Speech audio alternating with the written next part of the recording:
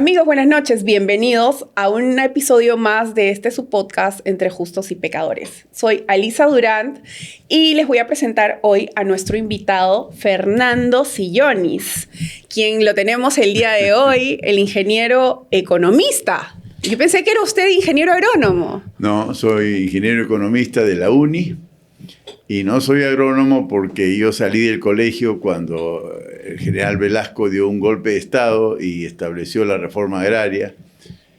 De manera que los de mi generación, los que nacimos en los años 50, vivimos el trauma de los 70s y los 80s que fueron terribles, ¿no? Terribles en expropiaciones, nacionalizaciones, un gobierno de izquierda, pero igual que muchos gobiernos de izquierda, muchos gobiernos corruptos, porque también hay gobiernos de derecha corruptos, ¿no?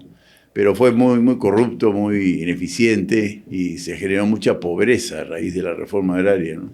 Entonces no había espacio para hacer agricultura, estaba prohibido por ley hacer agricultura empresarial, el Estado expropió todo, entonces ni modo, aposté por la UNI y busqué una carrera transversal como es economía y feliz, muy agradecido de haber estudiado en la UNI Ingeniería Económica, por eso somos ingenieros economistas, los egresados de la Facultad de Economía de la UNI. Mire, pero ¿cómo son los caminos de la vida que lo ha llevado a dedicarse a la agricultura, además?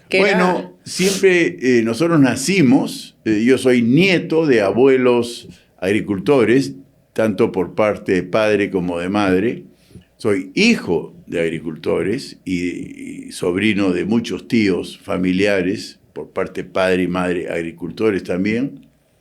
Yo, mis hermanos y mis primos, somos agricultores y 3 de mis 4 hijos trabajan para la agricultura y muchos sobrinos también. Entonces es una familia que lleva el campo, pero en el ADN. En las venas. En el ADN, claro. Sí. ¿Y en qué rubro de la agricultura están ubicados ustedes? Bueno, de niños, en Chincha, en Ica en general era el algodón el principal cultivo. Mis abuelos y mis padres fueron algodoneros. Yo llegué a cultivar algodón al comienzo, pero después se puso de moda las frutas peruanas que son extraordinarias. Y hoy día somos viticultores, por lo menos yo estoy involucrado en la viticultura. Uvas de mesa de exportación, el principal cultivo agrícola de exportación junto con el arándano. Y una maravilla cómo el Perú es tan competitivo en este rubro, ¿no? ¿Y cuáles han sido sus primeros emprendimientos? Bueno, en el agro, mis primeros emprendimientos fue una planta conservera, ¿no? Y una desmotadora de algodón. Incluso ganadería lechera. Yo crié vacas y cabras lecheras. Ese fue mi primer emprendimiento en el campo.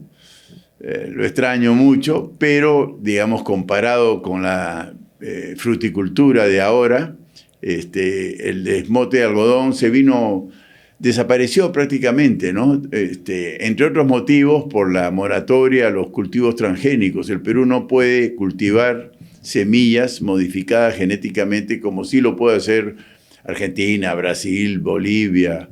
¿Eso en cuanto solo al algodón? Al algodón, pero hay unos 12 cultivos más, trigo, cebada, maíz. Uh-huh. Entonces, por eso no somos competitivos en esos cultivos. Yo estoy a favor de los transgénicos, por más que se han satanizado mucho. Explíquenos un poquito en qué beneficiaría, en este caso, al nivel de algodones, el cultivo transgénico. Semillas transgénicas. La semilla transgénica es una semilla modificada genéticamente para, por ejemplo, tolerar la aplicación de herbicidas. La agricultura compite siempre con las hierbas malas, ¿no? La hierba mala consume tantos nutrientes como las plantas buenas. Entonces, existe un producto químico que se llama herbicida, que uno siembra el algodón y tienes que aplicar el herbicida y es selectivo, solo mata la hierba mala y el algodón transgénico tolera ese herbicida y no se muere y sí prospera. Entonces termina el agricultor que utiliza semillas transgénicas pudiendo eliminar la hierba mala aplicando herbicidas y la planta crece de manera que es mucho más productiva. Nosotros no podemos hacer uso de esa semilla y tenemos que usar semilla convencional que si uno le aplica herbicida muere como la hierba mala, ¿no? Así es la tecnología. Entonces, nos es mucho menos productivo el algodón en el Perú versus el algodón brasilero, argentino, boliviano, paraguayo, etcétera, ¿no? Que además les permitiría también tener que este fruto pues produzca más veces que lo que convencionalmente mucho más produce. por hectárea y más veces al año, y son en general mucho más productivos. Estados Unidos y Europa aplican esta tecnología, el Asia también. La verdad que son esas cosas que tenemos los peruanos. ¿Y cuál sería el problema entonces? Hablan de salud humana y ustedes han nacido consumiendo productos transgénicos. Todo el maíz que importa el Perú, el 100% del maíz que importa, que son más de 1 millón de toneladas al año, es transgénico. Y las vacas y los pollos y los chanchos se alimentan de maíces transgénicos y no ha pasado nada. Yo te veo seguimos vivos, linda, ¿no? Y sin embargo, los escépticos hablan de que hace daño a la salud humana, pero un daño terrible, como que pueden salir deformados las personas, los bebitos al nacer, cosas de esas son mitos que se tejieron. Pero después todo el aceite vegetal que consumimos para las frituras, para las ensaladas, es de soya transgénica, americana, argentina, brasileña, y no nos ha pasado nada. Y ahí nadie dice nada. Y ahí además. nadie dice nada, ¿no? Sin embargo, los ambientalistas, que yo me siento ambientalista en esencia, pero hay un ambientalismo que es radical y que no quiere nada de estas innovaciones tecnológicas, al extremo que no quiere, por ejemplo, que se haga agricultura en la Amazonía. Entonces, que se mueran de hambre nuestros compatriotas de la Amazonía y que no toquen el bosque, cuando cultivando cacao, café o palma aceitera podrían generar bienestar y prosperidad. Pero no, hay ambientalistas que se oponen a los transgénicos, se oponen a la agricultura amazónica y cosas por el estilo, ¿no? Y además que hablando del tema puntual del algodón, no es un producto que se consume. No, pues. Y además tenemos un montón de ropa sintética. Claro, no, pero no quieren ni siquiera que el cuerpo humano tenga contacto. En realidad es una estupidez, ¿no? Porque sí traemos fibras de algodones transgénicos y no pasa nada. Pero no podemos cultivar Sí. los mismos. No, son estas cosas que ojalá algún día, felizmente el ministro actual está a favor de liberar la moratoria porque le ha hecho mucho daño a los algodoneros. En el Perú se cultivaba mucho algodón y muy buen algodón. El algodón peruano todavía es recordado en el mundo como un algodón de altísima calidad. Claro, ¿cuántas marcas tan conocidas? Claro, el Pima peruano. Usan el algodón peruano. Sí, pero no, han matado la industria algodonera. ¿Y cómo usted encuentra a estas alturas el sector de agroindustria en comparación de años anteriores? Bueno, realmente hay un sector pequeño en cuanto a superficie cultivada, que es la agricultura moderna de la cual se habla tanto hoy en día,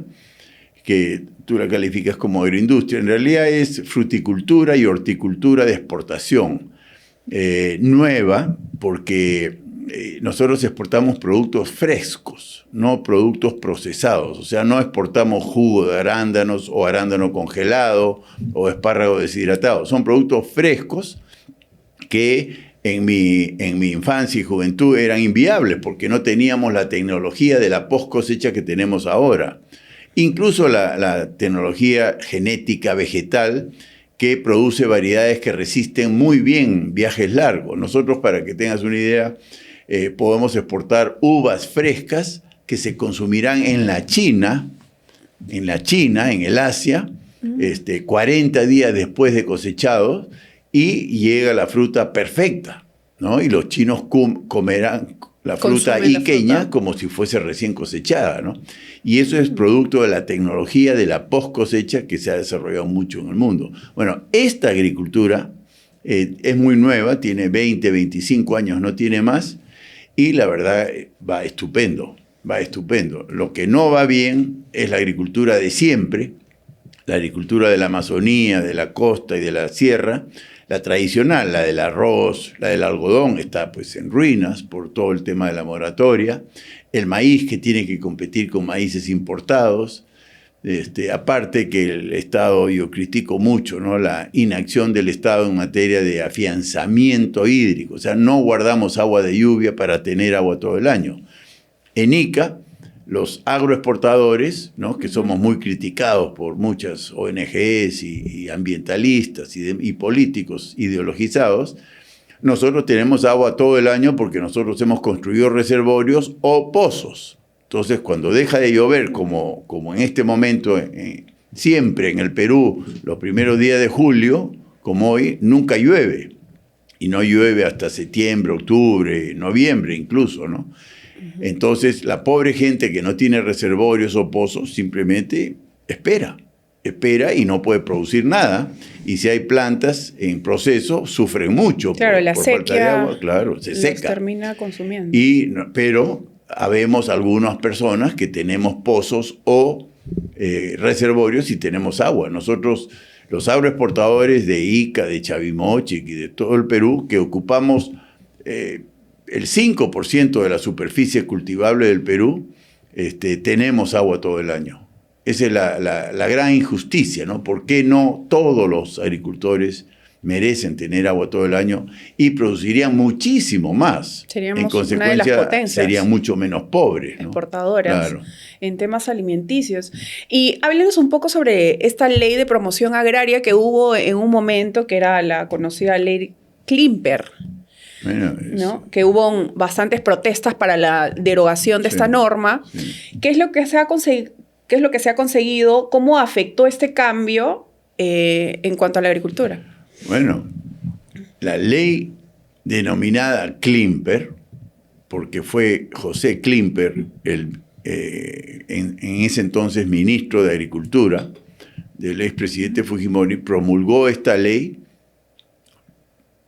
para convertir una parte del territorio peruano en un espacio súper competitivo, moderno y exportador de frutas y hortalizas, ¿no? Y es, en mi opinión, la mejor ley que jamás se haya promulgado en el país, porque de un país pobre, atrasado, absolutamente retrógrado en materia agrícola, convirtió a Ica, a Chavimochic, Piura y otros espacios pequeños más en esta superagricultura admirada en todo el mundo. Se generó cerca de 1 millón de puestos de trabajo formales, mucho mejor remunerados que el común de los peruanos. Le dio oportunidades extraordinarias a cientos de miles de migrantes pobres de la sierra que vinieron a la costa a trabajar en condiciones muy dignas, a pesar de que se dice lo contrario. Y la política ideologizada, sesgada, egoísta, envidiosa, rencorosa, generó el mito de que esta ley había generado mucho abuso y que había que eliminarla, y Sagasti la derogó. El presidente Sagasti la derogó. A mí me dejó anonadado cómo puede ser posible que después de haber generado 10.000 millones de dólares de exportación, que detrás de eso hay 1 millón de puestos de trabajo que no existían antes de la ley, ¿no? Y que ha generado esta maravilla de la tecnología agrícola a nivel mundial, y que ha generado la admiración y el aprecio de muchísimos consumidores de todo el mundo, haya propiciado en el Perú, por temas ideológicos, repito, y por pura envidia, y corrupción, porque mucha extorsión también hubo, su derogatoria, ¿no? Y felizmente, nuevamente, el ministro actual está hablando de restablecer esa norma porque estaba en pleno proceso, eso no había terminado. Si hacemos 10.000 millones de exportación y 1 millón de empleos, esto es la foto del momento, pero veníamos de cero. Y la cosa era convertirnos en 20.000 y 2 millones y todo lo demás, pero absurdamente la política peruana, que a veces es pues inexplicable. Y ideologizada, como usted bien lo dice, ¿no? Totalmente parte del negocio. rencorosa, acomplejada, impresionante, ¿sí? Usted tiene un comité que, donde hace lucha en contra la corrupción, ¿no? Esto a través de la sociedad civil. Sí. ¿Cómo ve la importancia de esto? Bueno, gracias por la pregunta. La madre del cordero de los problemas peruanos es la corrupción.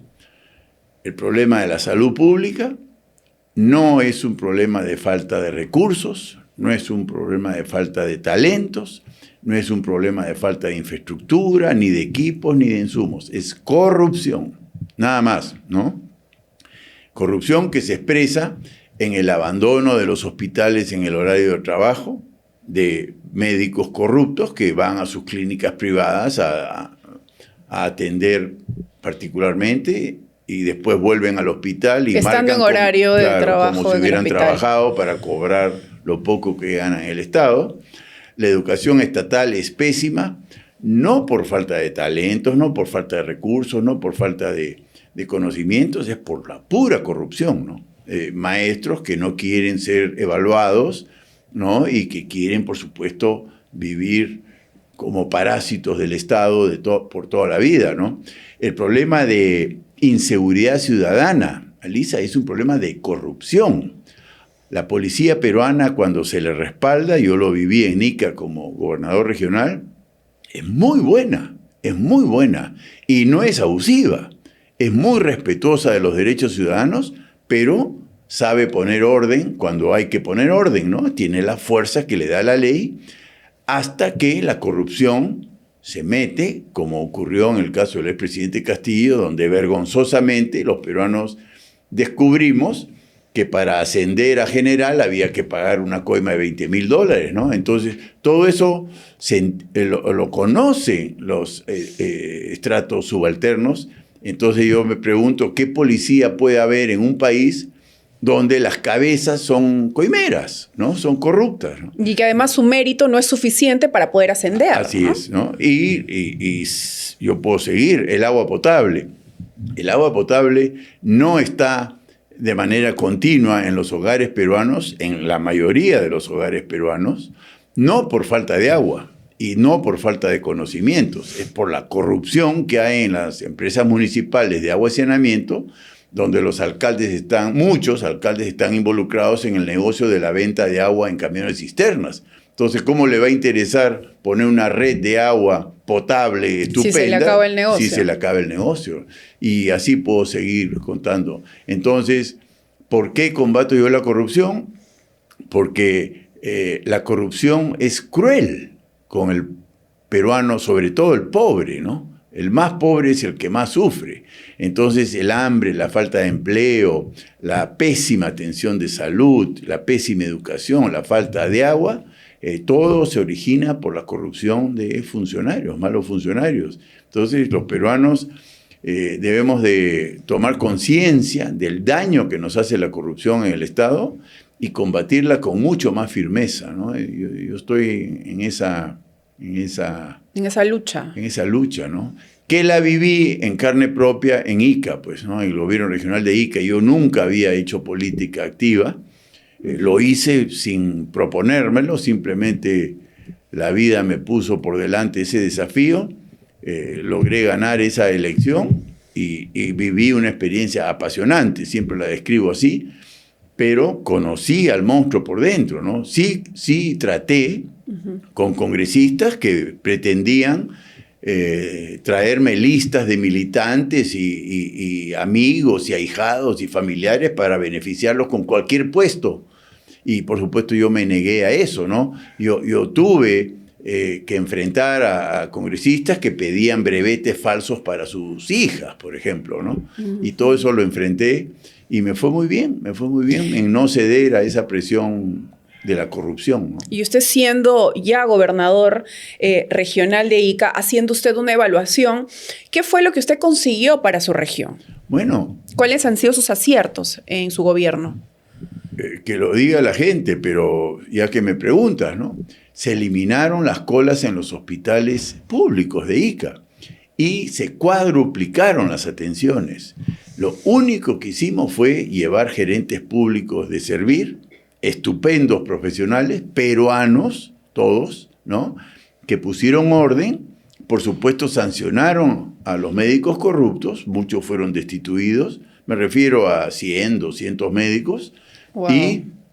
y empezó a mejorar la atención a los pacientes pobres, ¿no? Normalmente, los peruanos que tenemos, gracias a Dios, recursos, no vamos a los hospitales del Estado porque tenemos un seguro particular, privado, ¿no? Pero a mí me parece una crueldad sin nombre que se cobre, por ejemplo, por los puestos en las colas de amanecida en los hospitales de Ica. Así era la situación. A mí me parece muy mal que médicos corruptos sustraigan subrepticiamente medicamentos de las farmacias del hospital para llevarlas a las farmacias del frente y cobrar por lo bajo y obligar a los pobres pacientes a comprar sus medicamentos al frente en vez de recibirlas gratuitamente del hospital. A mí me parece pésimo esa práctica que descubrimos nosotros donde se escondían las camas. Alisa, se escondían las camas para después cobrar a los pobres pacientes. Yo te consigo una cama si me pagas 300 soles por lo bajo. Y las camas cobraban cupos. Estaban escondidas en pediatría y la pobre gente desesperada tenía que pernoctar pues en una cama, ¿no? Es indigno. Entonces, wow, el problema no es la falta de la cama, el problema es la corrupción, ¿no? Y repito, tengo para hablar de toda la noche de la corrupción, por ejemplo, en la entrega de brevetes, tal cual los dinámicos del centro, ¿no? En Ica, todas las tardes, nosotros escondimos unas cámaras y vimos cómo se repartía el dinero de la coima del día, y que yo estimo en unos 150.000 soles diarios de coima, ¿no? Entonces se llenaban los sobres de los distintos funcionarios corruptos que habían permitido la entrega del brevete sin exámenes, ¿no? Y esto en cuanto a salud y corrupción, y en cuanto al desarrollo de la región como tal, en temas agrícolas. Bueno, Ica es una maravilla, con o sin Estado, ¿no? El gran mérito de Ica ostenta el menor índice de pobreza del país, ¿no? Menos del 5% de pobres, según INEI. El mejor indicador de empleo formal, ¿no? No hay muy poca informalidad en Ica porque las empresas son formales. Y a mí el que más me gusta, según el INCORE, el Índice de Competitividad Regional del Instituto Peruano de Economía, Ica siempre lidera el ranking de empleo adecuado, así se llama ese indicador. O sea, el mejor empleo lo otorgan las empresas de Ica. Y repito, eso no es mérito del Estado, es mérito de las empresas iqueñas. ¿Qué hicimos más allá de eso, que es extraordinario? Hermanarnos con Huancavelica a través del agua.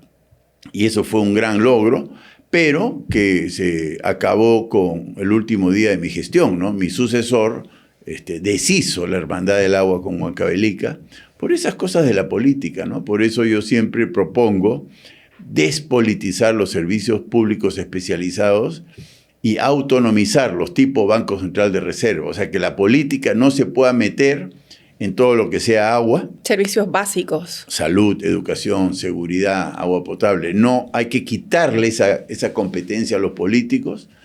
Primero, porque no tienen por qué saber de esos servicios, porque son altamente especializados.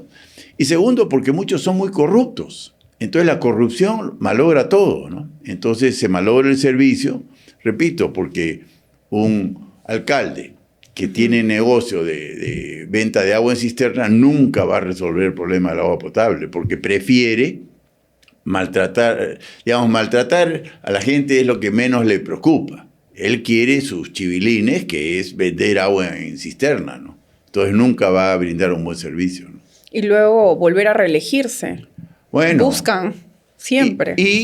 Y todo el tema político también está dominado por la corrupción, ¿no? Antes de entrar a la entrevista, comentamos acerca de cómo fui excluido de una contienda electoral en el 2018 por no haber consignado un vehículo que estaba totalmente depreciado, un carrito Kia de mi esposa, y fui excluido, ¿no? Por supuestamente esconder información patrimonial, ¿no? Había consignado mis propiedades, mis inversiones, mis ahorros, más no el carrito. ¿no? Y sin embargo, otros candidatos que no habían consignado información muy relevante, valiosa, ¿no? Como que tenían empresas de construcción. Pedro Castillo omitió consignar una empresa constructora que él tenía, que es mucho más importante que omitir pues un carrito viejo depreciado, ¿no? Y además que fue con la fórmula incompleta. Claro, no sabemos cómo los llegaron a incluir nuevamente, en las elecciones. El Estado está dominado por la corrupción, sin embargo, siempre hay integridad. Ahí donde uno cree que todo está podrido, hay integridad. Lamentablemente, todos los espacios del Estado tienen cierto nivel de corrupción y podredumbre, y entre ellos el poder electoral. Claramente está dominado por la corrupción. En Ica hay varios audios que siempre aparecen, no sé cómo, pero aparecen, en donde candidatos le entregan un dinero a otro candidato y le instruye a ir y entregarle personalmente al jurado electoral especial de Ica, por ejemplo, ¿no? ¿Para qué será? Tiene que ser para algo turbio, ¿no? Entregarle 4.000 soles a la mano a un jurado electoral no puede propiciar nada bueno, ¿no? Imagínese si esto pasa a unas horas de Lima. Claro. ¿Cómo estamos al interior del Perú? Y todo parece indicar que pasa a nivel central, ¿no? Jurado Nacional de Elecciones y OMPE. Eso es lo que todos comentan, ¿no? ¿Y cómo el partido Podemos, ¿no? Que tiene representantes en el Congreso, ¿por qué está donde está cuando ya ha trascendido, porque hay colaboradores eficaces, que el señor Luna Gálvez sobornó a las autoridades electorales para poder inscribir su partido? Todo eso ha trascendido y sin embargo ahí está Podemos, ahí está el jurado electoral y todos contentos. Y cuando uno que quiere hacer las cosas bien, le encuentran, repito, una omisión involuntaria de un carrito que se podría haber corregido de subsanable, puño y letra, claramente. Claro, es excluido, ¿no? Entonces... O de repente porque no le quiso pagar, entonces se lo bajaron de la lista. Esa es la corrupción, pues, esa es la corrupción, así es, ¿no? ¿Y cuál es la reflexión que usted se lleva de este gobierno que tuvo en Ica? ¿Cree que esta experiencia le va a servir ahora, ya hablando más adelante un poco de su nueva afiliación y que también es voceado como uno de las cabezas presidenciales del nuevo partido en el que está? Sí. Bueno, yo me he inscrito para ser un miembro del Partido Popular Cristiano sin ninguna condición previa. O sea, no es que me he inscrito para ser el candidato presidencial, eso se decidirá en su momento, ¿no? Ese es mi acuerdo con Carlos Neuhaus, que es el presidente. Que además eso se ve en las elecciones internas de un partido. Y se verá, y yo aceptaré lo que me encarguen, ¿no? Pero claramente, yendo a tu pregunta, la experiencia en Ica fue pues, muy aleccionadora, ¿no? Yo no conocía al monstruo por dentro, como siempre digo, y lo he conocido, pero al revés y al derecho, y yo sí creo que hay que quitarle competencias de servicios públicos especializados a los políticos. Esa es la gran lección. Nosotros aprendimos también cómo hermanarnos con regiones andinas, como fue el caso de Ica, Huancavelica y Ayacucho. Yo creo que toda la costa tiene que hermanarse con la sierra y hacer lo que hicimos en Ica. Entonces, sí, yo agradezco a Dios haber tenido esta experiencia, que fue muy aleccionadora y se nota que me invitan a varios espacios académicos, financieros, políticos, para dar testimonio de mi experiencia y normalmente la pasamos bien, nos entretenemos, sí. Usted fue elegido gobernador por el partido fujimorista. Fujimorista, sí, Fuerza Popular. Yo fui invitado. No se inscribió. No me inscribí, no era necesario inscribirse y le estoy muy agradecido a Keiko Fujimori que me invitó, confió en mí, apostó por mí, la verdad. Sin embargo, al final de mi mandato ella me tildó de traidor del partido, ¿no? Estoy seguro porque no atendí esos requerimientos que en mi opinión también son muestras de corrupción, ¿no? Dame brevetes para mi hija, contrata a estos 100 militantes porque son militantes, sin ningún mérito. Bueno, yo no accedí a eso. No fue pedido por ella, quiero aclarar, fue pedido por congresistas de Fuerza Popular y de otros partidos también, ¿no? Pero entonces, ¿por qué ella lo llamó traidor? Sí, pues, eso es lo que me decepciona de ella, ¿no? Ella se puso del lado de los congresistas de su partido, y yo era invitado, es verdad, pero... Pudo haberse quedado también en el fujimorismo, ¿no? Ella, a mí no me gusta dejar las cosas vagas, ¿no? César Segura, ¿no? Congresista de Fuerza Popular, me pidió un brevete, un duplicado de brevete falso para su hija, ¿no? Yo le dije que de ninguna manera, yo estoy luchando contra la corrupción y lo que me estás pidiendo es un acto de corrupción, ¿no? José Luis Elías Ábalos, congresista de Fuerza Popular, pretendía imponerme a los candidatos al Consejo Regional cuando yo postulaba, y mi condición con Keiko es yo pongo los consejeros regionales, el equipo, ¿no? Y por supuesto corté, ¿no? Simplemente dejamos de comunicarnos y me aparté de esta pretensión de José Luis Elías Ábalos. Su hermano, Miguel Ángel, que también fue congresista por Ica, pretendió que yo destituyera a un director de hospital porque no le caía bien. Ese tipo de problemas tuve yo, ¿no? Indira Wilca, lo mismo. Indira Wilca, que no era de Fuerza Popular, y el exministro, no me acuerdo, de Salud, que fue también congresista, venían ahí que decir, a ese lo sacas, ¿no? Y yo digo, ubíquense, el gobernador soy yo, ustedes son parlamentarios, fiscalicen, legislen, pero no mandoneen, ¿no? Claro, querían entrar como Pedro en su casa. Bueno, pero eso es una práctica muy común de congresistas que van a las alcaldías de todo el Perú y le dicen, tú me contratas a mi amiga, a mi amigo, a mi ahijado. Así opera el Perú. Entonces, yo creo que falta firmeza, ¿no?, de parte de muchos políticos, porque son muy sumisos frente a las malas artes de los congresistas o los ministros, etcétera. Claro, ¿no? Y si no se imponen, entonces uno es el traidor, claro, porque no se alinea. Eso es lo que me pasó a mí. Yo fui el traidor, entre comillas, ¿no?, porque no accedí a los pedidos indebidos de los congresistas de Fuerza Popular. ¿Por qué eligió el PPC como partido? No, yo no busqué la política me buscó a mí. Me pudo haber llamado cualquier partido y yo hubiera aceptado, ¿no? Y acepto un poco para, de alguna manera, hacerle caso al gran historiador peruano don Jorge Basadre Grossman, ¿no? Don Jorge Basadre decía que hay peruanos podridos, refiriéndose a los corruptos. Hay peruanos incendiados, refiriéndose a los terroristas, a los vándalos, a los criminales, pero también habló de peruanos congelados, los que no aceptan el desafío de servir a su país porque viven en su páramo, ¿no? Entonces yo me sentí aludido cuando Keiko me dijo, te pongo el reto.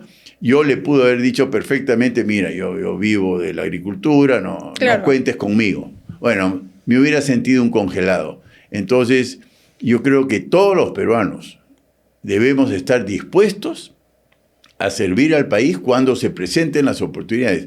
Yo nunca la busqué, ¿no? Repito, a mí me buscó la política y por no congelarme yo dije, bueno, pues, incluso yo estaba seguro que no iba a ganar, ¿no? Porque no tenía experiencia en campañas políticas. Pero era conocido por su labor. Por mi labor. Sin embargo, gané. Me sorprendió el triunfo y ya sobre el caballo, bueno, había que gobernar. Y ahí es donde creo que viví esta experiencia apasionante, ¿no?, de luchar contra la corrupción, pero con mucha eficacia y no solo, muy bien acompañado. Por eso estoy convencido de que así como hay mucha corrupción, hay mucha integridad. Impresionante. En los lugares donde uno menos esperaba, aparecían gente estupenda, peruanos, por supuesto anónimos que nadie conoce y que aparecían con toda fuerza para apoyar. Para apoyar, ¿no? Muy interesante. Sí, son de las personas que no quieren meterse a la política para no ensuciarse, y tratan de no exponerse, pero si uno le deja ese espacio...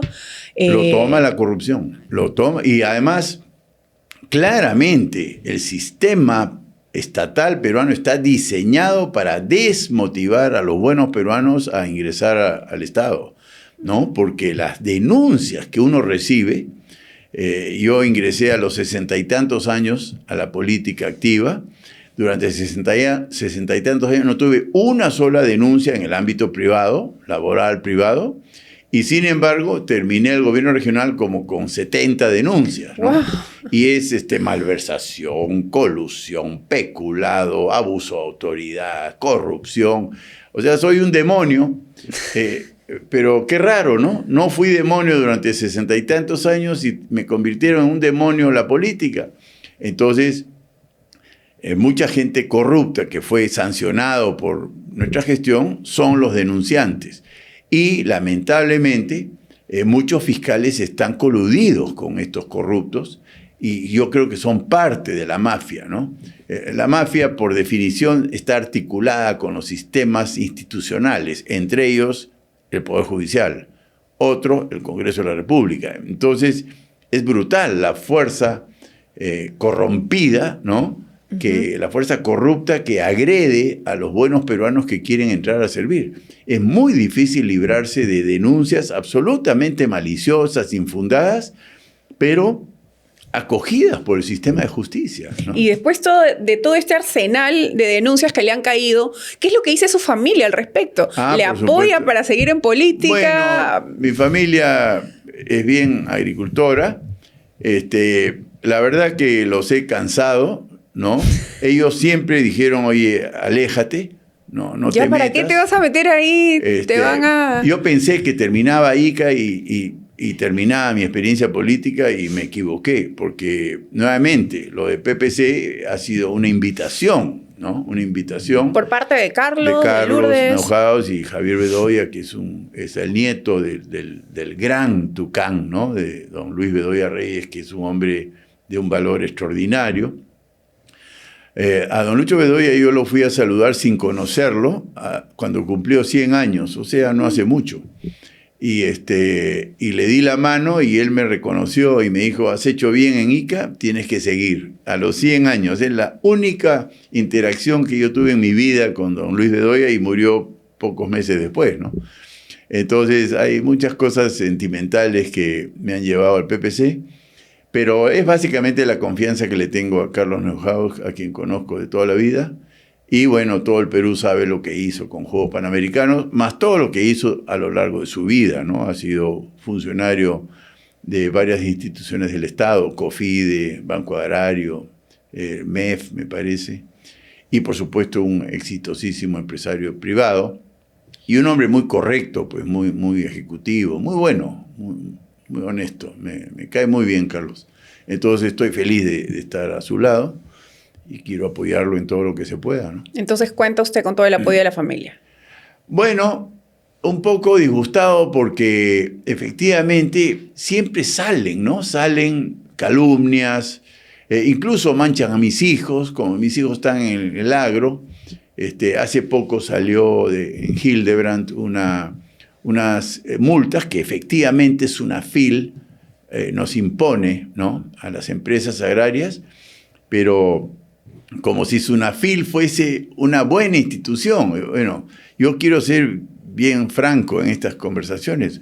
SUNAFIL también está corrompida, ¿no? SUNAFIL sanciona por quítame estas pajas. En el caso nuestro, nos ha sancionado, por ejemplo, por no tener chalecos salvavidas en los reservorios. Los reservorios no son para ir a recrearse, a bañarse como una piscina pública, ¿no? Entonces nos pone sanciones por eso, ¿no? Nos pone sanciones por no consignar baño de hombres y baño de mujeres cuando son baños individuales. Entonces, ¿qué sentido tiene poner hombre o mujer si son individuales, si están muy limpios, si están dispersos por el campo para cuando los trabajadores tengan necesidad de ir al baño, vayan al baño, ¿no? Entonces nos multan por eso y Hildebrand, habla como que soy un explotador, ¿no? Porque recibí una sanción de Sunafil, ¿no? Sé de otras empresas que han sido sancionadas por el color de la mayólica de los baños, por ejemplo, ¿no? Que no les parece bien el color. Cosas absurdas. Cosas absurdas, ¿no? Y lo estamos viendo en el ámbito municipal, ¿no? Hay municipios muy, muy abusivos, muy corruptos, que, por ejemplo, pueden venir y sancionar a este podcast, porque sabe Dios, no les gusta... No les gustó mi palmera. Tu palmera, y te sanciona, y por supuesto eso se publica, y vienen estos periodistas, en mi opinión, también amargados, pues no sé qué tienen, ¿no? Entonces, sillones, maltrata a los trabajadores, y es falso, ¿no? Y hay varios sillones, además. Hay varios sillones, así es, y la verdad, a mí me da mucho gusto los comentarios, los testimonios que he escuchado de familiares de trabajadores que trabajan en Agrícola Tambo Colorado, que es mi empresa, donde dicen que en Agritac, es el nombre corto, se trabaja muy bien, pagan muy bien, oportunamente, y además pagan los seguros de ley, claro, tienen su sistema de salud, sí, ¿no? a tiempo. Entonces, es bien ingrato, y eso lo ve pues mi familia. Entonces, claro, a nivel familiar, ¿qué haces perdiendo el tiempo en la política? Yo les pido disculpas por eso, porque no puedo evitarlo, pero hay que tragarse el sapo de la política. Usted siente un deber con el país. Es una obligación. Y no hay forma de no recibir estas denuncias y estas calumnias. Así es, ¿no?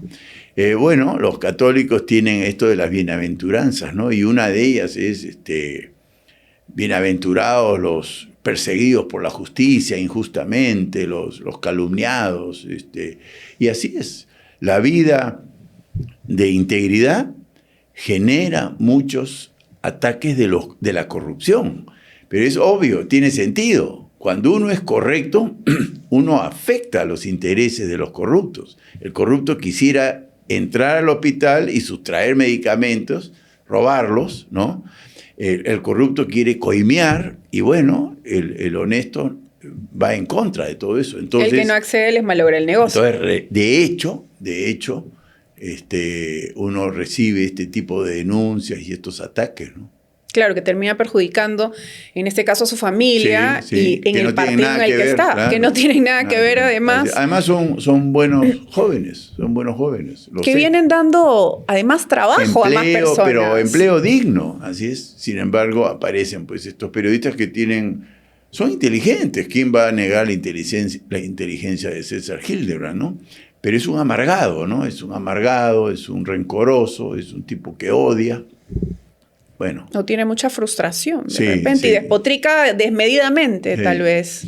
Y simplemente porque constata que Sunafil nos ha multado. Entonces, para él, Sunafil es una cosa buena, ¿no? Y no hay ningún tipo de extorsión. Y nosotros sabemos que hay extorsión de esas instituciones.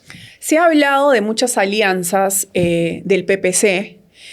¿Es cierto que ya han habido estas conversaciones? ¿Cómo van los avances con eso? ¿Efectivamente va a haber alguna coalición del PPC con algún otro partido? Bueno, yo no soy vocero del PPC, pero, nuevamente, en aras de la transparencia, yo sí he sido invitado por Carlos Neuhaus para acompañarlo y con Javier Bedoya de Negri en reuniones de coordinación para la formación de una alianza de partidos afines. Yo estoy a favor de una alianza, ¿no? Y eso implica mucho sacrificio, porque una alianza es que se juntan 2, 3, 4, ojalá más partidos, y se forma una lista parlamentaria y una candidatura presidencial, ¿no? Entonces, tienen que ponerse de acuerdo quién va a representar a todas las listas a través de una candidatura, presidente, vicepresidente y segundo vicepresidente, y una lista congresal. Entonces, en vez de 130 diputados y 60 senadores, ¿no? Ahí hay casi 200 candidatos, multiplicado por 3, hay 600 personas que aspiran a llegar al Estado. Bueno, cuando hay una alianza, esos 600 se tienen que reducir a 200. Y además hay más opciones de escoger a los mejores. Bueno, yo estoy a favor de eso. Pero no es fácil convencer, bueno, tú tienes que salir. Yo sé que tú pretendías, pero tienes que salir porque no hay espacio, ¿no? Bueno, Carlos Neuhaus y el PPC está dispuesto a ese sacrificio y a ese consenso, ¿no? Y ojalá más partidos también tengan la misma predisposición. Claro, se ha hablado que van o con Añaños o con López Aliaga, quizás con Hernando de Soto, y ahora que está voceado en estos última semana, Philly Butters por Avanza País. Por Avanza País. Ojalá, ojalá.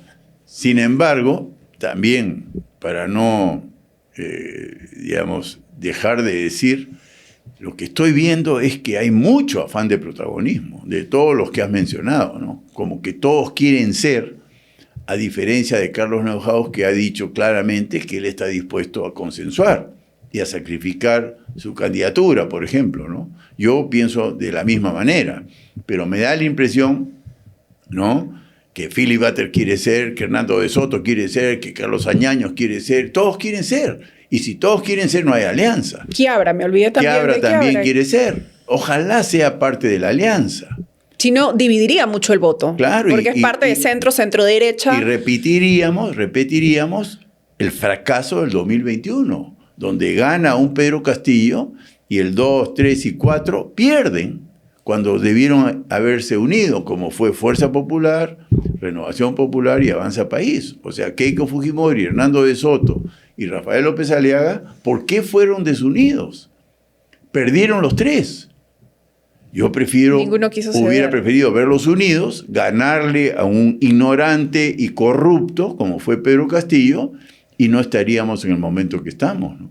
¿Esto sería por egos de repente? ¿Afán de protagonismo? Yo creo que es figuretismo, es narcisismo, es egos, es puro ego, egolatría. Yo creo que muchos se adoran, entonces no pueden entrar a una alianza. Repito, ojalá me equivoque y se forme una alianza y que salga lo que la mayoría decida, ¿no?